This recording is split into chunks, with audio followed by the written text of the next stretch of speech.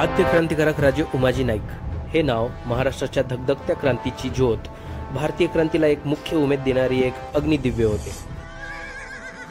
छत्रपती शिवाजी महाराजांची प्रेरणा घेऊन लढणारा हा वीर म्हणजे इंग्रजांचा कर्दन काळच होता। त्यांना पकडून देण्यासाठी ब्रिटिश सरकारकडून अनेक जाहीरनामे काढण्यात आले होते। डिसेंबर 1831ला भोरजवळील उतरोळी गावी बेसावध असताना त्यांना इंग्रजांनी पकडले। पुरंदर आणि जेजुरीच्या डोंगर दऱ्यात त्यांनी गनिमी काव्याने इंग्रजांना कडवी लढाई दिली होती। तेथे कॅप्टन मॉकेंटॉश याने दररोज महिनाभर त्यांची चौकशी केली। त्यांना दोषी ठरवून 3 फेब्रुवारी 1932 रोजी फाशी देण्यात आलं। त्यासाठी पुण्यातील खडकमाळ आळी येथील त्यांच्या कार्यालयासमोरील असलेल्या एका विहिरीमध्ये फाशी देण्यात आलं होतं।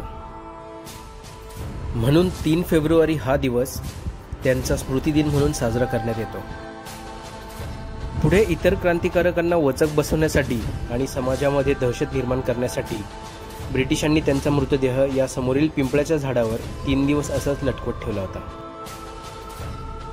फाशी जाणारा हा पहिला क्रांतिकारक त्याच्या मृत्यूनंतर 13 वर्षांनी वासुदेव बळवंत फडके सारख्या क्रांतिज्योतीचा प्रेरणादायी ठरला। खडकमाळ आळी येथील तहसीलदार ऑफिस शेजारी त्यांच्या संग्रहालयामध्ये आपण त्यांची शस्त्रास्त्रे सुद्धा बघू शकतो। आद्य क्रांतिकारक राजे उमाजी नाईक यांच्या क्रांतिकार्याला माझा मानाचा मुजरा।